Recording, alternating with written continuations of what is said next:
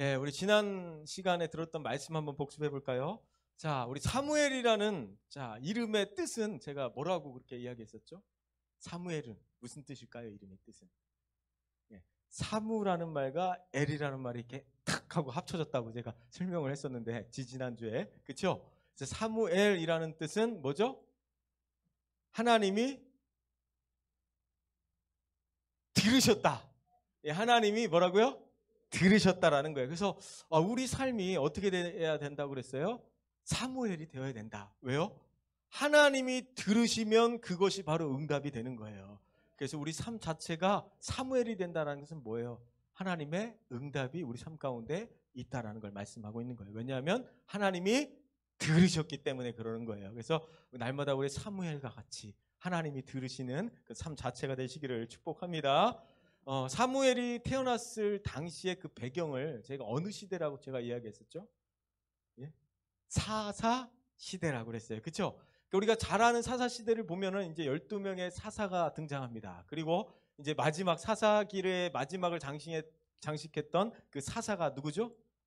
우리 잘 아는 힘센 삼손, 삼손과 들릴라 이렇게 하면 기억하실 거예요. 그래서 이제 삼손을 이제 마지막으로 이제 등장으로 이제 사사 시대에 이제 사사들이 이제 막을 내리는 것을 보게 되는데, 그러면서 이제 사사 시대를 지나오면서 이제 하나님의 말씀이 점점점 희귀해지고 또 하나님의 말씀이 이제 거의 사라지다시피 한 그런 상황 가운데 이제 한날을 하나님께서 이제 기도하게 하셨고 또 이제 누구를 이제 부르시는 거예요? 사무엘을 부르시는 것을 이제 보게 됩니다. 그래서 이제 한나가 서원한 대로 누가 태어났습니까? 사무엘이 태어났고 또 한나가 서원한 대로 어떻게 했어요? 그 사무엘을 하나님 함께 드렸다는 것을 보게 됩니다. 그리고 이제 그 사무엘이 하나님의 전에서 이제 엘리를 이제 잘 섬기면서 그 제사 일을 도울 때 하나님이 직접 이제 찾아와 주시고 사무엘을 부르시는 것이 오늘 본문의 말씀입니다. 사무엘이 이제 태어났을 당시에는 이제 자기 소견에 오른 대로 살아갔던 영적으로 굉장히 좀 어둡던 그런 시대임에도 불구하고 그런 연약한 시대임에도 불구하고 아직까지 소망이 있다는 건 뭐예요? 여호와의 등불이 꺼지지 않았다라는 거예요. 우리 눈으로 볼 때는 너무나 캄캄해요. 정말 잘 안 될 것 같아. 이 나라를 봐도 때로는 우리의 어떤 여러 우리 한국 교회를 봐도 너무나 어둡고 잘 될 것 같은 그런 모습이 보이지 않을지라도 소망이 있다는 건 뭐예요? 여호와의 등불이 우리 한국 교회를 비추고 있고 이 나라 이 민족을 비추고 있다라는 거예요. 그래서 소망이 있고 기도하는 성도들이 아직까지 남아 있다라는 것입니다. 제가 이제 처음 군대에 갔을 때 이제 딱 자대 배치를 이제 받았더니 이제 병장이 몇 명인가 봤어요. 병장이 몇 명인가 쳐봤더니 1명, 2명, 3명, 4명, 5명, 6명, 7명, 8명, 9명, 10명. 10병장인 거예요. 10병장. 와, 여러분 그 군대를 안 갔다 오신 분은 잘 모를 거예요. 병장이 10명이 있다라는 거는 그 군 생활이 어떻다는 걸까요? 예, 맞아요. 어떻게 보면은 군 생활이 꼬인 걸 수도 있고 편한 걸 수도 있어요. 왜냐면은 10병장이 있다라는 거는 그만큼 수발을 많이 들어야 되는 거예요. 그래서 또 아침에 눈 뜨면 병장들 빨래를 돌리는 것이 첫 일과예요. 그래서 눈 딱 뜨자마자 병장들 빨래 모으는 걸 딱 들고서 세탁기를 1등으로 뛰어가야 돼요. 그 세탁기에 빨래 딱 넣고 빨래를 딱 돌려야 돼요. 만약에 순위가 밀리면 엄청나게 혼나요. 그러고 나서 일과 끝나면 뭐 하는 거예요? 그걸 또 걷어다가 또 개야 되는 거예요. 그냥 개는 게 아니에요. 그 칼각을 맞춰야 돼요. 각을 탁탁. 팬티부터 러닝까지 싹싹 각이 딱 맞아갖고 그 간물대에다가 싹 넣어줘야 돼요. 그러니까 이제 하루하루 일과가 맨날 빨래만 하는 거예요. 빨래하다가 끝나는 거예요. 주말도 뭐 놀고 막 그런 게 아니고 빨래하다가 빨래 정리하고 빨래 빨고 빨래 정리하고 빨래 빨고 이제 이런 것들을 이제 계속해서 했단 말이에요. 그러니까 이제 너무나 또 힘들고 또 한 달 정도 지나밖에 안 지났는데 마치 막 한 1년 동안 있은 것 같아요, 군대를. 그러니까 시간이 그만큼 안 갔다라는 거죠. 근데 이제 돌아보면요. 그 십병장이 제가 이제 한 1년 정도 지났을 쯤 되니까 아예 없더라고요.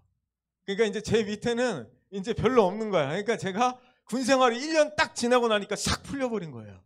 그래서 한 1년 정도만 고생하고 이제 한 1년 정도는 아주 편하게, 아주 수월하게 그렇게 지냈던 기억이 있는데 제가 무슨 말씀을 이제 드리려고 하는 거냐면 막 군생활 하다 보면 이등병 때 사실은 이제 앞날이 보이지가 않잖아요. 안 보이고 언제 제대할까 뭐 이런 건 시간도 안 가고 그렇게 힘든데 그래도 뭐예요? 국방부의 시간은 계속해서 뭐다?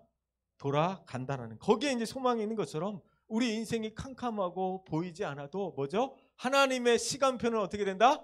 어떻게 된다? 돌아가고 있다라는 거예요. 우리가 때로는 기도하는데 너무 응답이 안 돼요. 너무나 좀 막 기도하는 것이 너무너무나 뭐 이렇게 좀 더뎌지고 늦어지고 기도의 응답이 이제 완전히 이루어지지 않은 것 같은, 하나님이 내 기도를 이제 완전히 들으시지 않는 것 같은 마음이 들 때가 있지만, 우리의 그 때는 그렇지만 하나님의 그 시간표는 어떻게 된다? 계속해서 돌아가고 있다라는 거예요. 그래서 여러분 기도하는 제목들이 있다면 여러분 포기하지 마시고 하나님의 때는 여전히 돌아가고 있다. 아멘. 예, 그걸 기억하셨으면 좋겠습니다. 그래서 아직 여호와의 등불이 우리 삶에 꺼지지 않았음을 여러분 늘 발견하시고 깨닫는 저희들 되시기를 축복합니다. 우리 1절 말씀 함께 선포할까요? 시작. 엘리 앞에서 여호와를 섬길 때에는 여호와의 말씀이 희귀하여 이상이 흔히 보이지 않았더라. 예, 우리가 이제 사무엘상 말씀을 좀 공부하는 느낌으로 이제 말씀을 듣고 있는데, 여기서 이제 아이 사무엘이라는 말은 히브리어로 나르라고 해요. 뭐라고요? 나아르라고요. 어렵죠? 그러니까 이게 어떤 뜻이냐면 대체적으로 이제 소년을 가리키는 거예요. 소년. 그러니까 학자들이 이제 추정을 하는 거죠. 그러니까 사무엘의 그 성장 시기를 어느 시기로 보고 있는 거예요. 여기 이때 당시 아이 사무엘이라고 했을 때. 그러니까 소년 정도 되는 거죠. 그러니까 이제 한 초등학생 정도 보는 거죠. 한 12살 정도로 이렇게 학자들이 이렇게 추정을 하고 있습니다. 그래서 한번 또 아주 또 중요한 말씀이 나오는데요. 또 이렇게 해요. 아이 사무엘이 엘리 앞에서 뭐 했다 그래요? 여호와를 섬겼더라. 다시 따라 해볼까요? 엘리 앞에서 여호와를 섬겼더라. 그러니까 현실적으로는 엘리 앞에서 24시간 뭐 한 거예요? 엘리의 그 시중을 들면서 사무엘이 그렇게 이제 살아가고 있는 거죠. 그렇죠?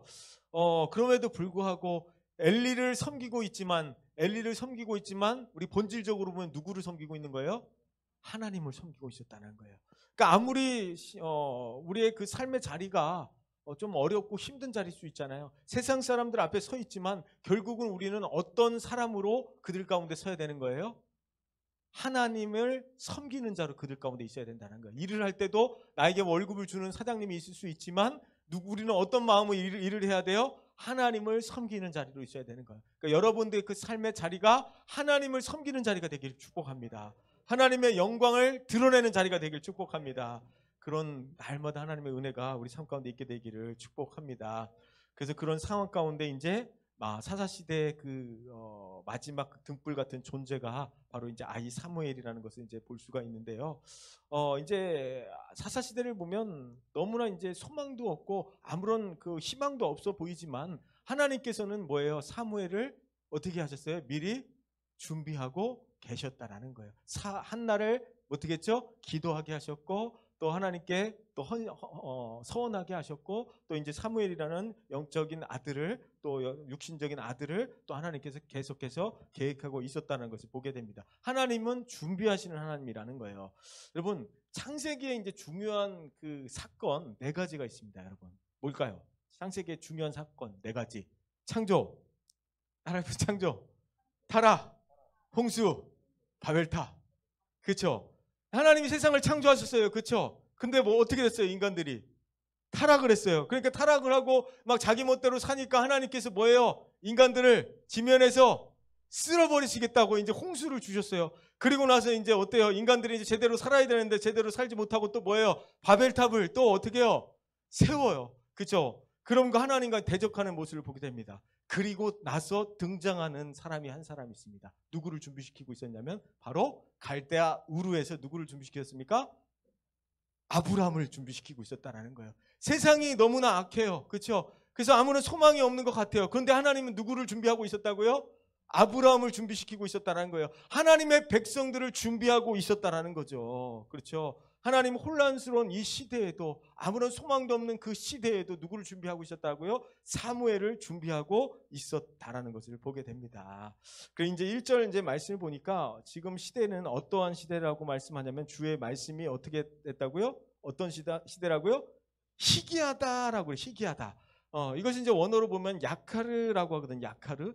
그러니까 이제 좋은 의미로는 굉장히 가치 있는 어떤 보석 같은 걸로 귀중한 의미를 이제 가지고 있고요. 부정적 의미는 말씀을 자신의 생명처럼 귀한 것으로 여기기보다는 하나님의 말씀을 좀 상품으로 전락화 시켰다라는 그런 의미가 있습니다. 그러니까 한 상품으로 전락되어 버렸기 때문에 진실된 하나님의 말씀을 뭐죠? 찾기가 어려운 시대가 되었다라는 거예요. 그러니까 진짜 살아있는 하나님의 말씀을 듣고 진짜 복음을 듣는 그런 일들이 굉장히 드문 시대가 되었다는 거예요. 하나님의 말씀이 없는 시대가 아니에요. 말씀은 있는데 그 말씀이 살아서 역사하지 않는 그런 시대를 살아가고 있다는 거죠. 그래서 이제 그런 상황 가운데 있고요. 여러분, 홍수가 나면 이제 물이 많아요. 그렇죠? 물이 많지만 먹을 물이 있다고 해요, 없다고 해요? 없다고 그래요. 그러니까 우리의 그 상황을 보면 지금 말씀이 굉장히 넘쳐나는 시대라고 그래요. 그렇죠? 라디오들 틀어도 말씀이 나오고 TV를 틀어도 말씀이 나오고 유튜브를 틀어도 쟁쟁한 목사님들의 말씀이 나오고 언제 어디서든지 말씀을 들을 수 있는 그 환경이 우리 삶에 열려 있음에도 불구하고 그 말씀이 그렇게 이제 살아서 우리 삶 가운데 얼마만큼 역사하고 있냐는 거예요. 말씀이 이렇게 홍수와 같은 그 시대에 살고 있음에도 불구하고 우리가 얼마나 말씀의 은혜를 누리고 변화된 삶을 살아가고 있냐라는 것이죠. 그래서 말씀이 넘치는 시대 속에 말씀이 너무나 많은데 정작 먹을 말씀이 없다면 그것만큼 안타까운 일이 어디 있냐라는 거예요. 여러분, 그런 거죠. 옷장을 이제 열었어요. 어디를 가려고 옷장을 열었는데 입을 옷이 있어요, 없어요? 옷은 많아요. 없는 게 아니야. 옷은 굉장히 많아요. 옷은 많은데 입고 나갈 옷이 없는 것처럼 우리가 하나님의 말씀을 굉장히 많이 들을 수 있고 좋은 말씀 들을 수 있는 그런 상황 가운데 환경 속에서 살아가고 있지만 정작 내가 먹고 그것이 또 피가 되고 살이 되는 말씀을 취하지 못할 때가 많다라는 거예요. 그래서 살아계신 하나님 말씀이 내 말씀이 될 수 있도록 하나님 말씀을 정말 사모하고 진정한 하나님 말씀이 내 마음 가운데 새겨질 수 있도록 날마다 그 말씀대로 순종함으로 그렇게 나아가시길 축복합니다. 1절의 말씀을 이어서 보니까 이상은이 보이지 않았다라고 합니다. 여기서 이제 보이지 않았다라는 것은 뭐냐면 이제 원어에 보니까 이런 뜻이 있어요. 니프라츠라고 하는데 뭐냐면 충만하게 퍼져나가다라는 거예요. 충만하게 퍼져나가다. 그러니까 하나님의 그 말씀이 이상은이 어떻게 됐다라는 거예요. 퍼져나갔다라는 거예요. 퍼져나가지 못했다라는 거예요. 퍼져나가지 못했다라는 거예요. 왜 하나님의 말씀이 사람들 마음 가운데 퍼져나가지 못했을까요? 예, 사람들 마음 가운데 하나님으로 채우기보다는 뭐예요? 벌써 우리의 어떤 욕심이 채워져 있고 우리의 생각들이 채워져 있고 우리의 마음에 어떤 그 좋은 것들이 가득가득 채워져 있기 때문에 그런 거예요. 우리 한번 기도를 한번 잘 생각해 볼까요? 기도를 할 때 하나님의 뜻으로 채우는 게 좋아요? 아니면 내가 막 바라고 있는 그 뜻을 채워나가는 게 좋아요? 하나님의 뜻을 막 채워가는 게 좋아요? 아니면 내가 갖고 싶은 욕심들을 막 채우는 게 좋아요? 하나님의 뜻을 채워가는 게 좋다고는 하지만 사실상 우리의 기도를 보자고요. 어때요? 어떤 기도 제목이 많아요? 하나님의 뜻보다는 하나님 이것 주세요. 또 저것도 주세요. 이것도 하셔야죠. 이것도 주셔야죠. 왜 이것도 이렇게 안 주시는 거예요? 자꾸 하나님께 뭐가 많아요? 달라고 하는 게 많아요. 그렇죠? 잘 생각해보면 내 욕심일 때가 많죠. 그러니까 내가 좋아하는 것들로 내가 원하는 것들로 가득가득 채워져 있다 보니까 하나님 말씀이 막 우리 마음 가운데 막 들어가야 되는데 퍼져가야 되는데 비집고 들어갈 틈이 없다라는 거예요. 그러니까 사람들이 뭐예요? 하나님 말씀이 비집고 들어오지 못하니까 자기 소견대로 사는 거예요.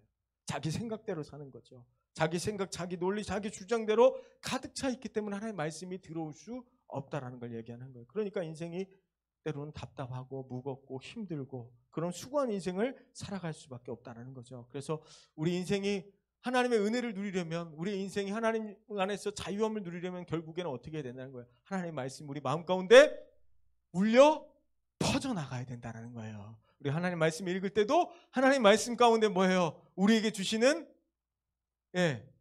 경고의 메시지가 있을 수 있고 축복의 메시지가 있을 수 있고 하나님의 말씀이 우리 마음 가운데 울려 퍼져야 된다는 거예요. 그러니까 듣기 좋은 말씀만 내 안에 새겨지는 게 아니고 때로는 우리를 책망하는 말씀, 때로는 막 눈물 나는 말씀 있잖아요. 때로는 우리 가슴이 너무나 아픈 말씀들 있잖아요. 그런 말씀도 우리 안에서 울려 퍼져나가야 되고 그 말씀을 통해서 회개하고 또 자복하는 역사가 일어날 수 있게 되길 축복합니다.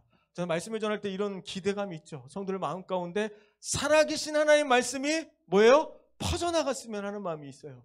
막 퍼져나가서 그 말씀이 막 기대가 되고 기다려지고 그래서 다음 주는 또 어떤 말씀을 또 전하실까? 그래서 그 사모하는 마음을 가지고 달려나왔으면 좋겠어요. 그 은혜가 우리 가운데 있게 되기를 축복합니다. 요즘은 참 하나님 말씀도 그렇고 너무너무나 그 말씀을 우리가 잘 읽으려고 하지 않고 묵상하려고 하지 않으니까 말씀을 먼저 요즘은 대신 읽어주는 그런 유튜브들이 많아요. 그렇죠? 말씀도 대신 읽어주고 기도도 안 하니까 뭐예요? 기도도 따라하래. 그냥 따라하기만 하면 된대. 그냥 너무 안 하니까 따라해. 그러니까 말씀도 따라 읽고 기도도 따라 읽고 그게 나쁘다는 얘기가 아니고 그러니까 다 대신 해준다는 거예요. 너무 안 하니까. 그래서 우리 교회도 원래부터 뭐 이제 하진 않았지만 말씀 캠프도 하고 기도 캠프도 하고 있는 걸 어떻게 하라는 거예요? 1분, 3분, 5분, 10분, 20분 어떻게 하라는 거예요? 참여만 하라는 거예요. 따라만 오라는 거죠. 그렇죠? 우리가 이제 때로는 하나님 말씀에 그런 어떤 프로그램들을 참여할 때도 그렇고 우리가 기도할 때도 그렇고 이제 중요한 것은 뭐냐면 우리 마음가운데 하나님을 만나고자 하는 마음이 있어야 되고 하나님을 찾으려고 하는 마음이 있을 때 우리의 눈과 귀가 열려지게 되는 줄 믿습니다. 그래서 하나님의 그 뜻이 깨달아지고 하나님의 마음이 깨달아져서 그 말씀에 또 순종하며 또 하나님 음성을 들으며 그 기쁨 가운데 온전히 살아가는 저희들 되시기를 축복합니다.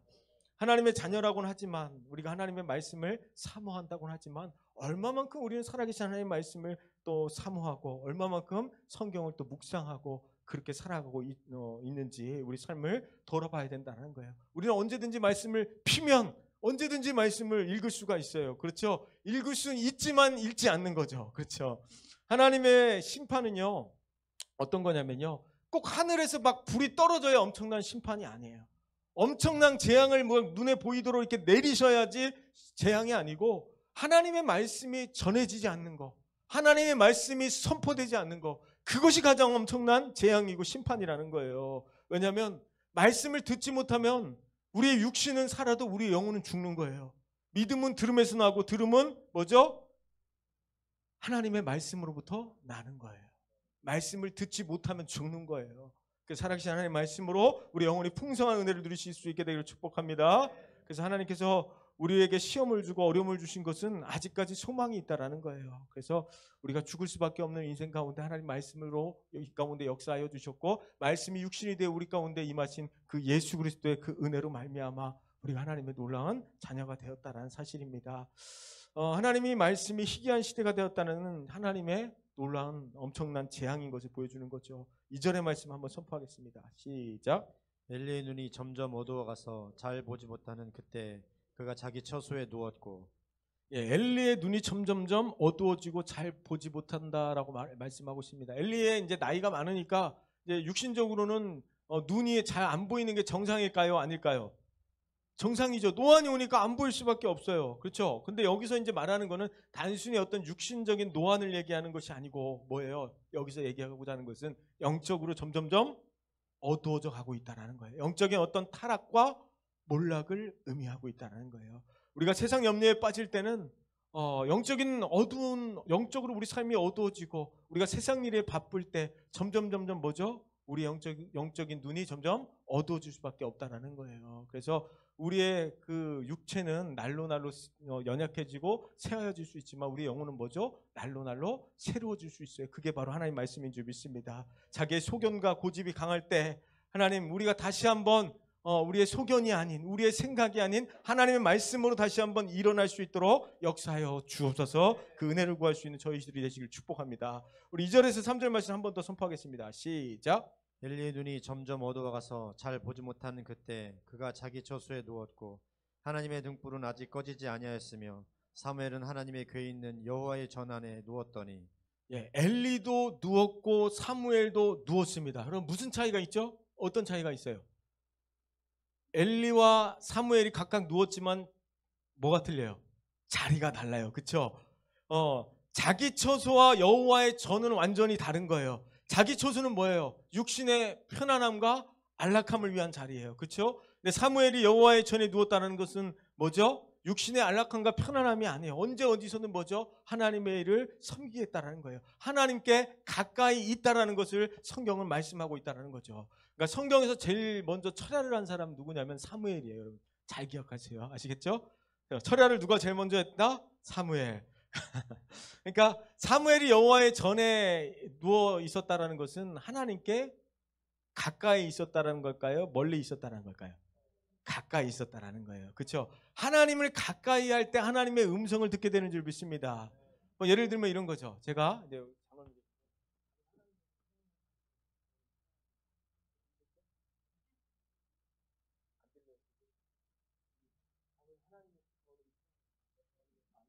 뒤에 있는 사람 뭐라고 했는지 들리질 않아요. 가까이 있으면 뭐죠? 잘 들려요. 멀리 있으면 안 들려요. 그죠? 그런 차이인 거예요. 그러니까 우리가 하나님과 탁 하고 친밀한 관계 가운데 있으면 하나님 말씀이 잘 들려요. 근데 뭔가 하나님과 우리 사이에 뭔가 막힌 담이 있고 이렇게 멀어져 있으면 하나님 말씀이 잘 들릴까요? 안 들릴까요? 잘 들려요. 그렇죠? 그러면 앞에 앉아야 될까요? 뒤에 앉아야 될까요? 에, 에, 그건 이제 여러분들은 믿음대로 하시고요. 그러니까 우리의 신앙도 그렇다는 거예요. 믿음도 그렇다는 거예요. 하나님과 가까이 있을수록 하나님의 음성이 더 잘 들리는 거예요. 엘리처럼 자기 처소에 누워있는 사람이 아니라 언제든지 하나님 말씀을 들을 수 있는 하나님의 전 안에 누울 수 있게 되기를 축복합니다. 3절 말씀 또 이렇게 또 이야기합니다. 제가 읽겠습니다. 하나님의 등불은 아직 꺼지지 아니하였으며 사무엘은 하나님 궤에 있는 여호와의 전 안에 누웠더니, 하나님의 등불이 꺼지지 않았다라는 것은 두 가지 의미가 있습니다. 하나님의 등불이라는 것 자체가 하나님의 말씀, 생명 뭐 이런 것들을 의미하고 있고요. 또 이런 의미하는 문학적 요소이고, 아직은 뭐예요? 희망이 남아있다라는 걸까요? 아니면 희망이 없다라는 걸까요? 희망이 아직까지 남아있다라는 거예요. 이사야 선지자가 이런 말씀을 하잖아요. 꺼져가는 등불도 끄지 않고 상한 걸 때도 꺾지 아니하신다라는 거예요. 그러니까 우리는 언제든지 하나님께 돌아갈 수 있는 기회가 있다라는 거예요. 우리의 삶이 무너져 있고 또 영적으로 이렇게 완전히 피폐해져 있다 할지라도 뭐예요? 기회가 있다라는 거예요, 없다라는 거예요. 언제든지 하나님을 만나고자 하면 기회가 있다라는 거예요. 그래서 날마다 하나님의 그 은혜를 누리며 다시 한번 말씀으로 일어날 수 있게 되길 축복합니다. 레위기나 출애굽기에 보면 성막을 이제 관리하는 규정이 있는데, 성막 안에 들어가면 성소에 이제 등잔불이 있습니다. 그래서 이제 등잔불을 계속해서 이제 켜놓게 돼 있고, 제사장들의 그 역할 중에 한 가지가 그 등불이 꺼지지 않도록 뭐예요? 밤새도록 그 등을 관리하는 거예요. 지키고 있는 거예요. 계속해서 이제 기름을 갈아주고 이제 그런 이제 역할을 해야 되는데, 그런데 그 불이 만약에 꺼지게 된다면 언제 꺼지게 될까요? 기름이 떨어지면 꺼져요. 당연히 기름이 꺼지면. 그리고 뭐죠? 이 기름을 이제 계속해서 갈아줘야 되는데, 내가 한눈을 팔고 있거나 아니면 제가 이제 딴짓을 하고 있거나, 얘는 뭐죠?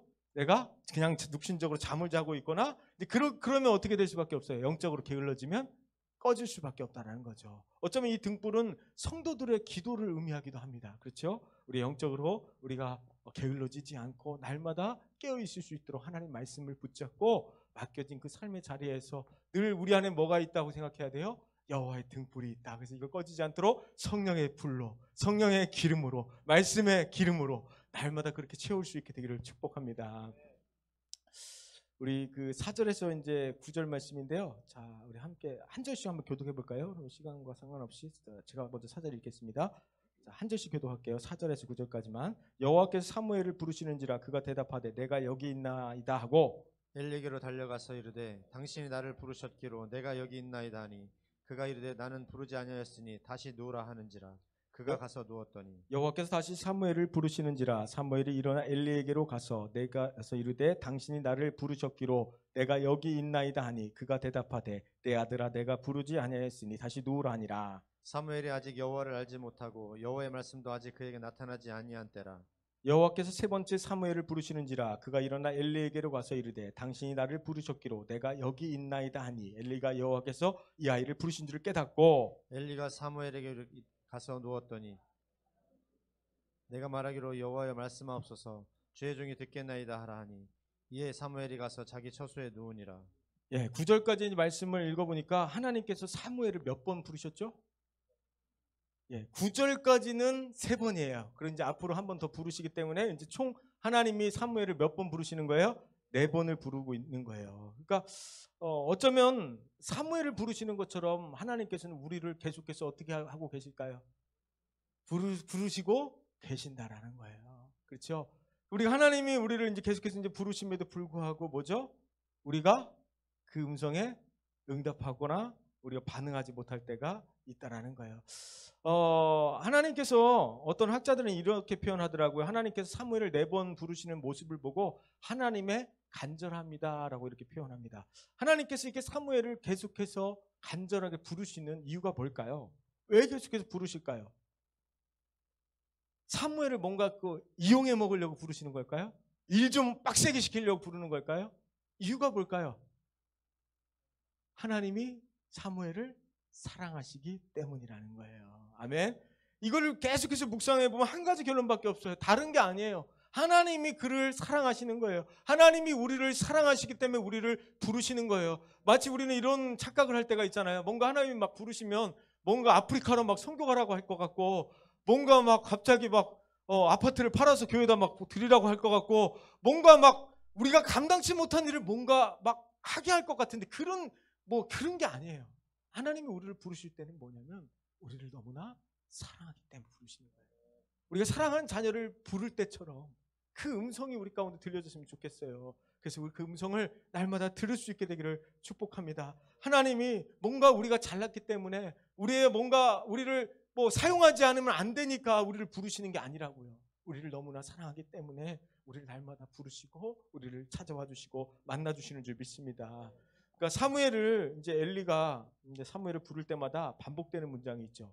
이제 사무엘이 어떻게 얘기를 하냐면 이제 하나님의 음성을 듣고 갔는데 엘리가 뭐라고 해요? 내가 안 불렀다. 그러니까 이제 갈 때 또 이제 사무엘이 뭐라고 대답하냐면 엘리 앞에 가서 내가 여기 있나이다. 내가 여기 있나이다. 내가 여기 있나이다. 계속해서 이런 표현들이 있거든요.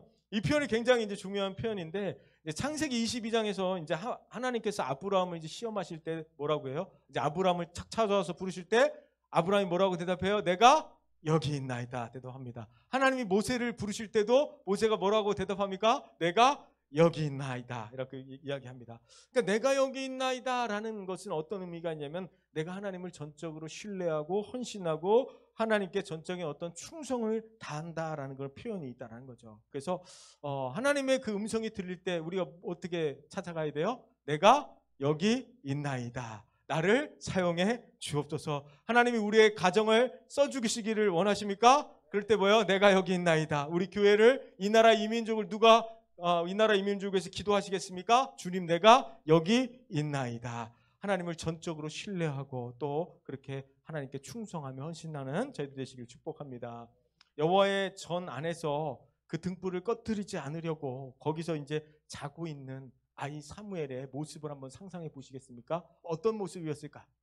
여호와의 전 앞에 사무엘이 자고 있어요. 그렇죠? 곤히 거기서 자고 있단 말이에요. 하나님이 찾아왔을 때 그 사무엘의 모습을 봤을 거 아니에요. 어떤 모습이었을까?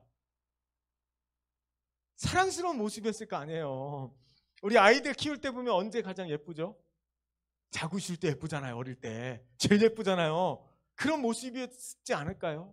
그러니까 그 여호와의 등불을 끄지 않으려고 하루 종일 또 엘리의 또 시중을 들으며 또 거기서 이제 성전에서 여러 일들을 섬기면서 때로는 어떤 지친 몸을 또 가지고 거기서 이제 곤히 잠들어 있는 아이 사무엘의 그 모습을 상상해 보면 하나님이 굉장히 기뻐하셨을 것 같고 굉장히 아름다운 모습으로 바라봤을 것 같아요. 어쩌면 우리의 모습도 이런 모습들이 좀 필요하다는 거죠. 하나님 앞에 때로는 우리가 좀 지치고 힘들고 어려운 상황이 있지만 그래도 하나님께 어떻게든 하나님 만나보려고 또 하나님의 일을 감당해 보려고 하나님의 뜻대로 살아보려고 말씀대로 그렇게 한번 몸부림치다가 지쳐 쓰러져 있는 우리의 모습을 본다면 하나님이 정말 사랑스러운 모습으로 우리를 바라보지 않겠습니까? 그래서 날마다 하나님의 그 음성을 우리가 듣기를 사모하며 또 하나님께서 우리를 부르시는 그 음성과 그 손짓을 날마다 경험하면서 우리의 그 완악한 마음들이 무너지고 날마다 하나님의 은혜를 누릴 수 있게 되기를 축복합니다. 이제 말씀을 이제 정리할 텐데요. 혹시 여러분 하나님의 음성을 난 한 번도 들어본 적이 없다. 손 한번 들어봐요. 난 하나님의 음성을 한 번도 들어본 적이 없다. 신앙생활을 오래 했지만 난 하나님의 음성을 한 번도 못 들어봤습니다. 다 들어보셨어요. 신앙생활을 사실은 오래 해도 하나님의 음성을 못 들어봤어요. 그런 분들 우리 교회는 없거든요. 다른 교회는 있을 수 있어요. 그런데 물론 하나님께서는 늘 우리에게 사실 말씀하실 거예요. 우리에게 말씀을 하시는데 우리가 못 들었을 수도 있고 안 들었을 수도 있어요. 일부러. 우리 마음이 너무 완악하고 너무나 분주하니까. 하나님 말씀을 들을 시간이 없죠. 왜냐하면 우리 마음이 이쪽으로 확 치우쳐져 있는 순간 아무리 하나님께서 얘기를 해도 우리 마음이 어디가 있기 때문에 안 들리는 거예요. 저쪽에 가 있기 때문에 안 들리는 거예요. 그렇죠? 하나님의 말씀을 듣기 위해서는 우리가 하나님께 집중을 해야 되는 거예요. 우리가 제약된 자리에 있을지라도 어떻게 해야 되는 거예요? 하나님 앞에 하나님께로 우리의 자리를 돌려야 되는 거예요. 하나님께 돌이켜야 되는 거예요. 하나님과 멀어져 있다면 이제 어떻게 된다는 거예요? 하나님께 더 가까이 가야 된다는 거예요. 말씀이 희귀한 시대, 말씀이 들리지 않는다고 말하는 이 시대에도 하나님의 음성을 제가 듣겠습니다. 하나님의 말씀을 듣고 내가 순종하겠습니다. 그런 어떤 마음을 가지고 그런 말씀을 우리가 사모함으로 나갔으면 좋겠습니다. 그래서 언제 어디서든지 하나님의 말씀이 임하면 뭐예요? 즉각적으로 반응하며 순종할 수 있는 저희들이 되시기를 축복합니다. 그럴 때 하나님의 음성이 우리 삶 가운데 들려질 수 있게 되기를 축복합니다. 여호와의 등불은 아직 꺼지지 않았습니다. 왜냐하면 우리가 하나님 앞에 기도할 것이기 때문에 그렇습니다. 우리가 하나님의 말씀 가운데 거할 것이기 때문입니다. 그래서 하나님의 말씀이 우리 가운데 살아있기 때문에 우리의 삶의 자리가 여호와의 등불로 그렇게 환하게 비춰질 수 있게 되기를 축복합니다. 우리 찬